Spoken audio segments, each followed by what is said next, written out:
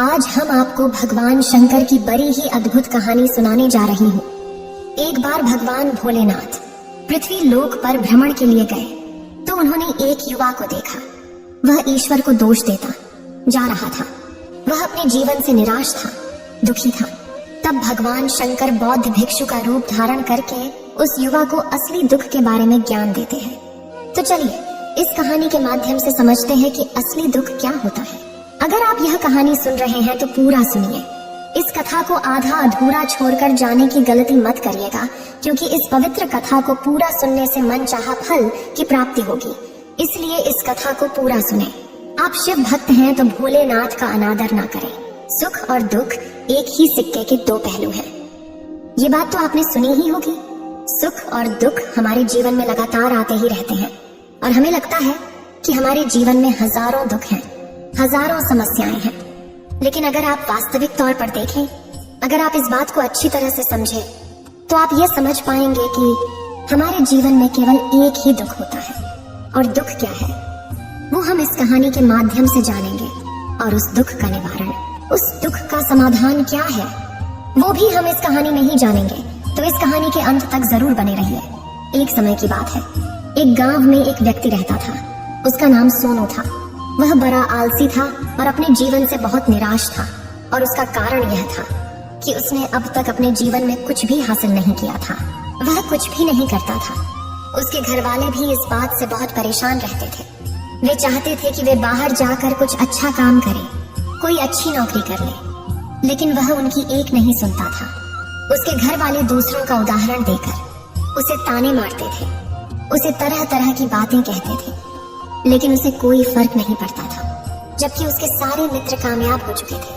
कोई अच्छा व्यापार कर रहा था तो कोई अच्छी नौकरी कर रहा था, जिस कारण जब भी वो लोग मिलते तो वे लोग अपनी बढ़ चढ़कर बड़ाई किया करते।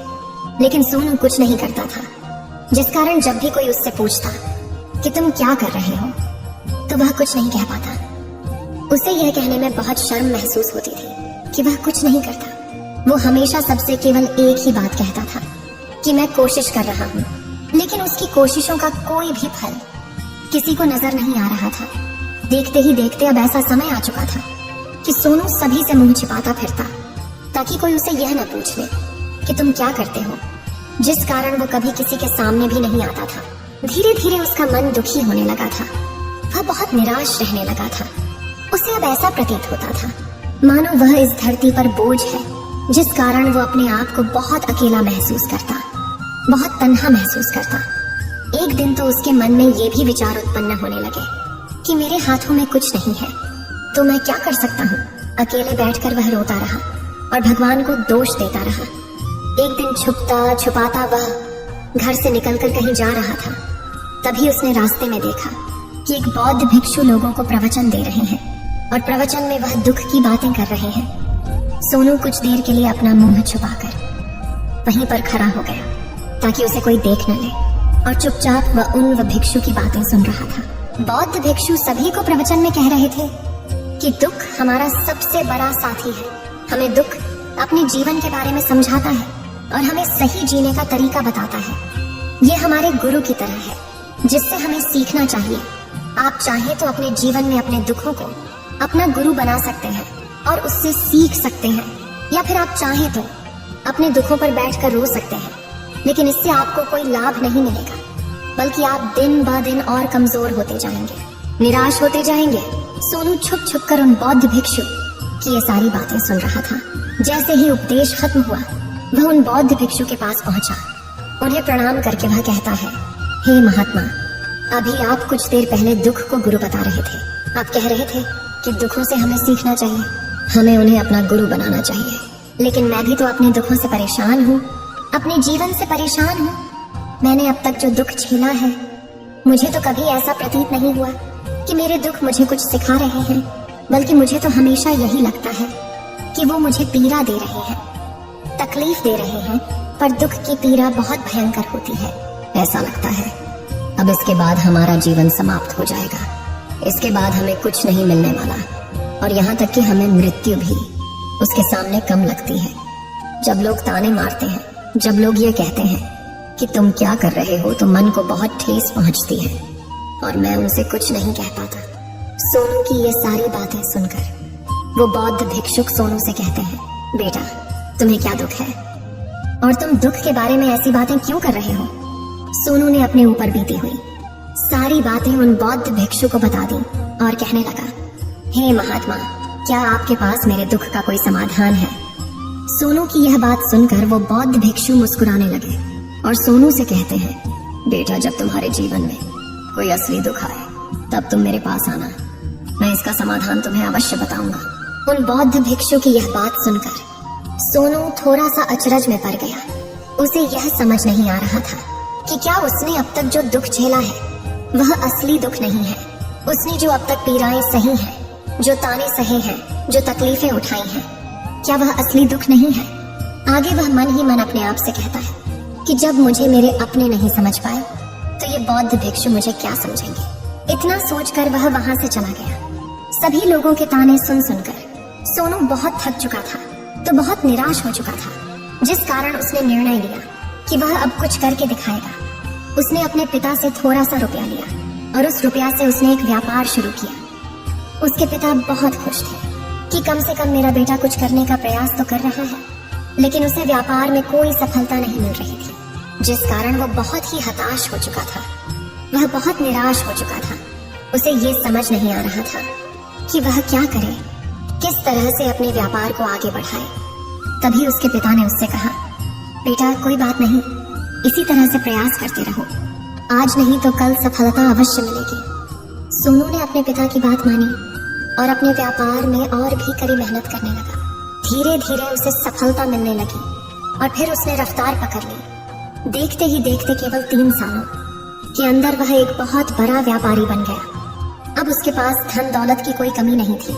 लोग जो उसे पहले नापसंद किया करते थे, अब उसे पसंद करते थे, उसकी चिंता करते थे, उसके कार्यों की सराहना करते थे। उसके माता पिता भी अब अपने बेटे से बहुत खुश थे और उसकी सफलता से वे अत्यंत प्रसन्न थे। धीरे धीरे सोनू के मित्रों की संख्या लगातार बढ़ती जा रही थी। सोनू के कुछ मित्रों ने उसे यह भी सलाह दी कि उसे अपना व्यापार और तेजी से बढ़ाना चाहिए, उसे और फैलाना चाहिए। जब तुम आज केवल इस नगर के सबसे बड़े व्यापारी हो तब तुम इतना खुश हो, तुम्हारे साथ ये सारे लोग हैं। वहीं पर तुम सोचो कि जब तुम इस राज्य के सबसे बड़े व्यापारी बन जाओगे तब तुम्हारे यहाँ पर लोगों की भीड़ लग जाएगी। लोग तुमसे मिलने के लिए समय निकालेंगे। यहाँ तक कि इस राज्य का राजा भी तुमसे मिलना चाहेगा, तुम्हारी तारीफ करेगा, और यदि कभी ऐसी जरूरत आन पड़ी तो वह तुमसे धन भी उधार लेने के लिए अवश्य आएगा। सोनू को अपने दोस्त की यह बात बहुत पसंद आई। सोनू ने सोचा कि मेरे मित्र सही कह रहे हैं, मुझे अपने व्यापार को और बड़ा करना चाहिए और फैलाना चाहिए, तभी तो हर कोई मेरे बारे में जान सकेगा, हर कोई मुझे पहचानेगा। उसने बिना देरी किए अपने समय को बिना गवाए अपने व्यापार में और मेहनत करने लगा। लेकिन अब की बार उसके मन में धैर्य नहीं था, जिस कारण उसने कुछ अनुचित कदम उठाए ताकि उसका व्यापार जल्दी से जल्दी और बड़ा हो जाए। उसने कई लोगों से अधिक मात्रा में धन उधार ले लिया, जिससे उसके ऊपर अब काफी ऋण हो चुका था। और इतना ही नहीं, वो यहाँ पर नहीं रुका। उसने अधिक से अधिक मुनाफा कमाने के चक्कर में अपने माल की गुणवत्ता को भी खराब कर दिया, जिससे अब उसके माल में वह बात नहीं रह गई थी जो पहले हुआ करती थी। लेकिन वह अपने मित्रों की बात सुनता रहा। जैसा उसके मित्र कहते थे वो वैसा ही करता चला जा रहा था। यहाँ तक कि उसने अपने व्यापार को और भी तीव्रता से बढ़ाने के लिए अपने दूसरे छोटे व्यापारियों के खिलाफ षड्यंत्र भी रचने शुरू कर दिए, जिस कारण उसके मन में अब पहले जैसा वह सुकून नहीं था। उसे अब रातों को नींद नहीं आती थी। वह केवल एक ही विचार में लगा रहता था कि किस तरह से उसका व्यापार पूरे राज्य में फैल जाएगा और वह इस राज्य का सबसे बड़ा व्यापारी बन जाएगा, जिस कारण वह दिन रात केवल इसी मेहनत में लगा रहता, वह किसका व्यापार जल्दी से जल्दी और बड़ा हो जाए। हालांकि उसके पास अब सब कुछ था, धन दौलत, अच्छा घर, गाड़ियां, नौकर चाकर, सभी सुख सुविधाएं, लेकिन उसके बावजूद भी वह उन चीजों का लाभ नहीं उठा पा रहा था, क्योंकि उसका पूरा ध्यान केवल अपने व्यापार को और उन्नति पर ले जाना था। एक दिन सोनू अपने रथ पर बैठकर एक मार्ग से होकर गुजर रहा था। तभी रास्ते में उन्हें गुरुवर का आश्रम पड़ा। ये देखकर वह उन बौद्ध भिक्षु के पास गया और बौद्ध भिक्षु से कहने लगा, हे महात्मा, आपने कहा था कि जब मेरे जीवन में कोई असली दुख आए तब मैं आपके पास आऊं। इस कारण मैं यहाँ पर आया हूँ। आज मैं बहुत दुखी हूँ। मैं रातों को सो नहीं पाता। मेरे पास सब कुछ होते हुए भी मैं उनका लुत्फ नहीं उठा पाता। उसने अपनी सारी बातें एक एक करके उन बौद्ध भिक्षु को बता दी। तभी वह बौद्ध भिक्षु सोनू से कहते हैं, बेटा, जब तुम पहली बार आए थे तब भी तुम बहुत दुखी थे, लेकिन तब तुमने अपने दुख से क्या सीखा था? इसके जवाब में सोनू उन बौद्ध भिक्षु से कहता है, हे महात्मा, जब मैं अपने जीवन में कुछ नहीं कर पा रहा था तब मैंने अपने दुखों से यह सीखा था कि केवल सोचने मात्र से कुछ नहीं होगा। उसके लिए हमें कुछ करना भी पड़ेगा, और केवल कोई कर्म करना ही हमें सफल नहीं बनाता, बल्कि उस कर्म को उसके अंजाम तक पहुंचाना हमें सफल बनाता है। फिर चाहे रास्ता कैसा भी हो, फिर चाहे परिस्थितियां कैसी भी क्यों ना हो, फिर चाहे कितनी ही बाधाएं आपके रास्ते में क्यों ना आ जाए, चाहे ऐसा क्यों ना लगने लगे कि अब आपके जीवन में कुछ नहीं बचा और आप कुछ नहीं कर सकते, तब भी हौसला बनाए रखो, उम्मीद न छोड़े और अपने कार्य पर डटे रहो। यह सोचकर कि जब तक मैं अपने कार्य को सफल नहीं कर लेता, जब तक मैं अपने लक्ष्य तक नहीं पहुंच जाता, तब तक मैं इस कार्य को करता रहूंगा। मैं इस कार्य में अवश्य सफल होकर ही रहूंगा। जबकि बाकी लोग केवल सफल लोगों को महत्व देते हैं, उनके कर्मों को नहीं। सोनू की ये सारी बातें सुनकर वह बौद्ध भिक्षु मुस्कुराने लगे और इस सोनू से कहते हैं, बेटा, जब तुम्हारे जीवन में असली दुख आए तब तुम मेरे पास आना, मैं तुम्हारी समस्या का समाधान अवश्य करूंगा। इतना कहकर वह बौद्ध भिक्षु वहां से उठकर चले गए। सोनू एक बार फिर से उनकी ये बातें सुनकर आश्चर्यचकित रह गया। उसे अब ये समझ नहीं आ रहा था कि क्या उसने जो दुख देखा है, उससे जो तकलीफें अब तक सही हैं, क्या वह असली दुख नहीं है? उसके मन में अब एक सवाल उत्पन्न होने लगा कि असली दुख क्या है और इसकी पहचान क्या है, और मुझे कैसे पता चलेगा कि इस समय में असली दुख मैं हूं। लेकिन उसने कुछ नहीं कहा। वह यह सब सोच ही रहा था कि तभी वह बौद्ध भिक्षु सोनू के पास एक बड़ा सा घड़ा लेकर पहुंच जाते हैं। उस घड़े के अंदर सोने के सिक्के थे। उस घड़े को देते हुए वह बौद्ध भिक्षु सोनू से कहते हैं, बेटा, तुम इसे उस पैर के नीचे दबा दो, क्योंकि ये मेरे किसी काम का नहीं है। जब मुझे इसकी जरूरत पड़ेगी तब मैं वहां से खोद कर इसे निकालूंगा, लेकिन अभी के लिए इसे वहां पर मिट्टी के नीचे दबा दो। सोनू ने उस बौद्ध भिक्षु की बात मान ली और वो घड़ा उस पैर के नीचे जाकर मिट्टी में दबा दिया। इतना करके वह गुरुवर को प्रणाम करता है और वहां से वापस अपने घर की ओर लौट जाता है। धीरे धीरे समय बीतता गया। समय के साथ साथ सोनू व्यापार में और भी ज्यादा उन्नति कर चुका था, लेकिन माल की गुणवत्ता अच्छी न होने के कारण अब उसके व्यापार में घाटा होने लगा। और धीरे धीरे ऐसा समय आया कि उसका व्यापार पूरी तरह से चौपट हो गया। अब उसके पास कुछ नहीं बचा था, बल्कि उसने जो कर्जे लिए थे वो कर्जे भी अब उसे चुकाने थे। लेकिन वह तो यह सोचकर निश्चिंत था कि उसने जो कुछ भी कर्जे लिए हैं वो कर्जे उसने अपने मित्रों से लिए हैं, जिस कारण वह उन्हें लौटाने में थोड़ी देर अवश्य कर सकता है। वह तो यह सोच रहा था कि उसके मित्र उसका बुरे समय पर साथ देंगे, लेकिन सबसे पहले उसके मित्र ही उसे अपना कर्ज वापस लौटाने की मांग करने लगे। तब सोनू को एहसास हुआ कि कोई भी अपना नहीं है। उसने अपने मित्रों से उस कर्ज को लौटाने के लिए थोड़ी सी मोहलत मांगी, लेकिन सोनू के किसी भी मित्र ने उसे कर्ज लौटाने के लिए वह मोहलत नहीं दी, बल्कि वे लोग उसे जान से मारने की धमकी देने लगे। अपने मित्रों के मुंह से यह सब सुनकर सोनू बहुत ही आश्चर्यचकित रह गया।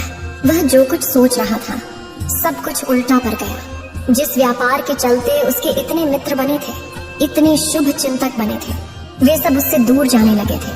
हर कोई उससे पीछा छुड़ाना चाहता था, कोई भी उसका साथ नहीं देना चाहता था। धीरे धीरे उसकी सारी संपत्ति नीलाम हो गई। अब उसके पास कुछ नहीं बचा था। वह सड़क पर आ चुका था। उसने हार मानकर अपने माता पिता से कहा, पिताजी, मेरी मदद कीजिए, मेरे ऊपर बहुत ऋण है, मुझे उसे लौटाना है, कृपा करके मुझे थोड़ा सा धन दे दीजिए। इस पर सोनू के पिता ने सोनू से कहा, बेटा, मेरे पास तो ले देकर बस यही एक छोटा सा घर है।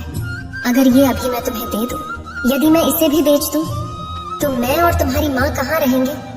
हमें भी दर दर की ठोकरें खानी पड़ेगी, हमें भी सड़कों पर भीख मांगनी पड़ेगी। ले देकर अब हमारे पास केवल यही संपत्ति बची है, इसलिए मैं तुमसे क्षमा मांगता हूँ।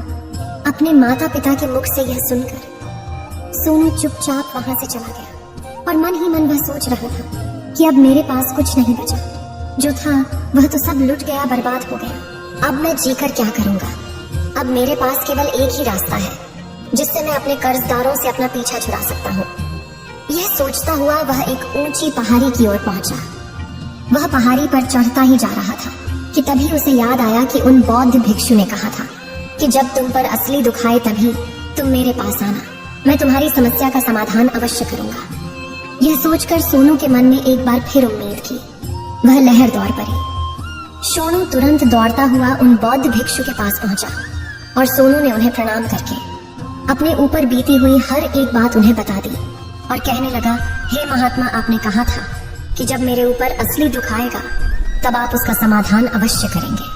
तभी वह बौद्ध भिक्षु सोनू की इस बात को सुनकर मुस्कुराने लगे और कहते हैं, बेटा, कहाँ है असली दुख? जब तुम्हारे जीवन में असली दुख आएगा तो मैं उसका समाधान अवश्य करूंगा। उन बौद्ध भिक्षु के मुख से यह सुनकर सोनू के सब्र का बांध टूट गया और सोनू ने उन बौद्ध भिक्षुओं से कहा, हे महात्मा, आखिरी असली दुख क्या होता है? क्या मैंने आज तक जो भी दुख झेला है, जो भी तकलीफें आज तक मैंने सही हैं, क्या ये दुख नहीं है? क्या इसे दुख नहीं कहते? तभी वो बौद्ध भिक्षु सोनू से कहते हैं, बेटा, पहले तुम मुझे ये बताओ कि तुमने अपने दुख से क्या सीखा है। इसका जवाब देते हुए सोनू उन बौद्ध भिक्षु से कहता है, हे महात्मा, मैंने तो यही देखा है कि जो लोग तुम्हारी तरक्की में तुम्हारा पीछा करते हैं, तुम्हारे साथ जुड़ते हैं, वो लोग तुम्हें अवश्य धोखा देंगे, क्योंकि ऐसे लोग बुरे समय पर तुम्हारा साथ नहीं देने वाले, बल्कि तुम्हारा फायदा उठाने का ही वह प्रयास करेंगे। इसलिए ऐसे लोगों पर भरोसा न करें, बल्कि जो लोग तुम्हारी असफलता के समय पर, तुम्हारे बुरे समय पर तुम्हारे साथ खड़े हैं, वही तुम्हारे असली मित्र हैं और वही तुम्हारे साथ रहते हैं। और ऐसे लोग तुम्हें बहुत कम मिलते हैं, और जिन्हें भी ऐसे लोग मिलते हैं उन्हें हमेशा उनकी कद्र करनी चाहिए। आगे सोनू उन बौद्ध भिक्षु से कहता है कि जब तुम कोई कार्य कर रहे हो तो उसे पूरी ईमानदारी से करो, धैर्य रखो, लालच न करो और अपने लक्ष्य तक पहुंचने के लिए किसी के लिए भी कोई षड्यंत्र न रचो, क्योंकि ऐसा करने से तुम्हारे साथ ही बुरा होगा और तुम्हें हमेशा नुकसान में रहोगे। सोनू की ये सारी बातें सुनकर बौद्ध भिक्षु उस पैर के पास पहुंचे। उन्होंने गड्ढा खोदा और वह घड़ा निकालकर उस सोनू के हाथ में थमा दिया, जिसमें सोने के सिक्के भरे हुए थे। वह घड़ा सोनू के हाथ में थमाते हुए उन बौद्ध भिक्षुओं ने कहा, लो इसे पकड़ो, और जब तुम्हारे जीवन में असली दुख आए तब तुम मेरे पास आना, मैं इसका समाधान अवश्य करूंगा। सोनू अब भी बड़ी अचरज में था। उसे यह समझ नहीं आ रहा था कि आखिर ये असली दुख है क्या। लेकिन उसने अपने हाथों में पड़े हुए उस घड़े को देखा जिसके अंदर सोने के सिक्के थे। ये देखकर उसे मन ही मन ये लगा कि चलो, अब तो थोड़ी सी राहत अवश्य हो जाएगी। मैं अपने मित्र का वो कर्ज लौटा सकूंगा और एक नया व्यापार भी फिर से आरंभ कर सकूंगा। जिस कारण उसने उन बौद्ध भिक्षुओं को प्रणाम किया, उनका धन्यवाद किया और वहां से चल पड़ा। सोनू ने उस सोने के सिक्कों से सभी का कर्जा लौटा दिया और अपने लिए एक बार फिर से नया व्यापार शुरू किया। व्यापार छोटा था, लेकिन अब की बार सोनू बहुत खुश था। उसने पूरी ईमानदारी, मेहनत और लगन के साथ अपने व्यापार पर काम किया और देखते ही देखते एक बार फिर से वह एक बड़ा व्यापारी बन गया। लेकिन अब की बार वो बहुत खुश था, क्योंकि इस बार उसने कोई लालच नहीं की, न ही किसी के लिए षड्यंत्र रचा, बल्कि उसने पूरी ईमानदारी और मेहनत के साथ अपने व्यापार पर काम किया। लेकिन जैसे जैसे आप धनी होते जाते हैं, जैसे जैसे आप अमीर बनते जाते हैं, आपके मन में एक डर और उत्पन्न होने लगता है, और वह अपनी दौलत को न खो देना, जिस कारण आप लोग दान करना शुरू कर देते हैं, पुण्य करना शुरू कर देते हैं, लोगों की मदद करते हैं, ताकि आपके जीवन में कभी कोई दुख ना आए। लेकिन यह जीवन सुख और दुख का संगम है, जिस कारण हर किसी को सुख और दुख से होकर गुजरना ही पड़ता है। इसी वजह से एक बार फिर से सोनू के जीवन में एक और दुख उत्पन्न हुआ। अब की बार उसके माता और पिता दोनों की मृत्यु हो गई। सोनू अपने माता पिता से बहुत प्रेम करता था, जिस कारण उसके मन को बहुत गहरा आघात पहुंचा। जब आखिरी बार वह उन्हें देख रहा था तो उसके मन में हजारों सवाल उत्पन्न होने लगे। वह अपने घर लौटा। घर लौटकर उसने देखा कि जिस संपत्ति के लिए वह हमेशा लड़ते झगड़ते रहते थे, आज उसकी देखभाल के लिए कोई नहीं था। उसके माता पिता ने जो भी मेहनत की, जो भी अपने जीवन में इकट्ठा किया, सब यही रह गया। लेकिन अब सब कुछ खत्म हो चुका था। और सोनू का मन अब बहुत बेचैन हो रहा था। उसके मन में हजारों सवाल उत्पन्न हो रहे थे और वह अपने आप को बहुत अकेला महसूस कर रहा था। उसे बहुत खाली सा महसूस हो रहा था। उसने इधर उधर देखा लेकिन उसे कुछ समझ नहीं आया। तभी उसे उन बौद्ध भिक्षु की याद आई। वह तुरंत ही भागा उन बौद्ध भिक्षु के पास पहुंचा। उसे देखते ही उन बौद्ध भिक्षु ने सोनू से सवाल किया और कहा, क्या बात है बेटा, क्या कोई फिर से दुख आन पड़ा है? तभी सोनू ने कहा, नहीं गुरुदेव, अब तो सब ठीक है, लेकिन आज मेरे माता पिता की मृत्यु हो गई और मैं बहुत अकेला महसूस कर रहा हूँ। मैं बहुत दुखी महसूस कर रहा हूँ, जैसे कुछ खाली सा है, जैसे कुछ अकेलापन सा। तभी वह बौद्ध भिक्षु सोनू से कहते हैं, बेटा, इसमें दुखी होने वाली बात क्या है? यह तो जीवन है, एक दिन तो सभी को जाना है। यहाँ पर कोई भी रहने नहीं आया और ना ही कोई रहेगा। हम सब एक न एक दिन मृत्यु को प्राप्त हो ही जाएंगे और मृत्यु कब आएगी ये किसी को नहीं पता। हो सकता है कि तुम्हारी मृत्यु कल ही हो जाएगी या फिर आज और अभी। यह सुनकर सोनू आश्चर्यचकित रह गया। उसने उन बौद्ध भिक्षु से कहा, हे महाराज, आप ये क्या कह रहे हैं? मैं तो अभी जवान हूँ और मुझे तो अभी अपनी पूरी उम्र जीना है। मैं तो जीना चाहता हूँ, कुछ करना चाहता हूँ, और आप कह रहे हैं कि मैं कभी भी मृत्यु को प्राप्त हो सकता हूँ। इस पर वो बौद्ध भिक्षु सोनू से कहते हैं, बंदे, इस भ्रम में मत रहना कि मृत्यु केवल बूढ़े को आती है। बूढ़ों के सामने तो उनके जवान बच्चे तक मर जाते हैं। मृत्यु कभी किसी की उम्र देखकर नहीं आती और ना ही किसी को बताकर आती है। उन बौद्ध भिक्षु के मुख से ये सारी बातें सुनकर सोनू और भी ज्यादा बेचैन हो गया और वो चुपचाप वहां से चला गया। उसके मन का वो खालीपन अब भी वैसे ही था। वह भी अपने आप को बहुत अकेला महसूस कर रहा था। उसके बाद से उसका मन अपने व्यापार में भी नहीं लगता। जब भी वह कोई कार्य करता तो उसके मन में ढेर सारे प्रश्न उठने लगते हैं। वो क्या कर रहा है, क्यों कर रहा है, और उसने इस कार्य को क्यों किया? उसके मन में अब एक और प्रश्न उत्पन्न होने लगा था, क्या हम यहाँ पर केवल इसीलिए आते हैं कि इस जीवन को भोगे और एक दिन मृत्यु को प्राप्त हो जाए? वह यह समझ नहीं पा रहा था कि जीवन का असली मतलब क्या है। उसने कई विद्वानों से पूछा, अपनी तरफ से जो मुमकिन हो सकता था खोजबीन की, लेकिन उसे कोई भी जवाब नहीं मिल पा रहा था। और जब उसे कोई जवाब नहीं मिला तो उसका दुख और भी बढ़ गया, जिस कारण उसके मन की बेचैनी और भी बढ़ चुकी थी। और उसे यह समझ नहीं आ रहा था कि वह क्या करे, कहाँ जाए, किससे पूछे।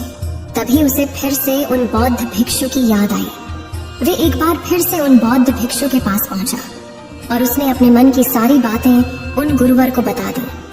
तभी वो बौद्ध भिक्षु मुस्कुराने लगे और सोनू से कहते हैं, बेटा, आज पहली बार तुम्हारे जीवन में असली दुख उत्पन्न हुआ है। वास्तव में तो यही है जिसे हम दुख कह सकते हैं, जो दुख कहलाने लायक है कि हमें पता ही नहीं हम क्या कर रहे हैं, कहाँ जा रहे, क्यों जा रहे हैं, वो कौन है, क्या है, क्यों है, हम क्या करना चाहते हैं। तभी सोनू ने कहा, हे महात्मा, मेरे इस दुख का समाधान कीजिए, मुझे इस दुख का निवारण दीजिए। तभी वह बौद्ध भिक्षु सोनू से कहते हैं, हम सबके अंदर क्रोध, लालच, लोभ जैसी कई वासनाएं हमारे अंदर घर करके बैठ जाती हैं, जिस कारण हम अपने जीवन को टुकड़ों में जीते हैं और हमारी चेतना कभी एक नहीं हो पाती।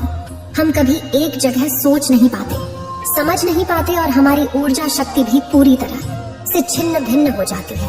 और आजकल के इस दौर में हमारे पास तो इतना भी समय नहीं कि हम एक पल निकाल करके, एक पल के लिए मुड़ कर अपने आप को देख सकें, अपने आप को समझ सकें। वास्तविकता में हर कोई यहाँ पर अपने जीवन भर केवल दुख दुख कहकर चिल्लाता रहता है।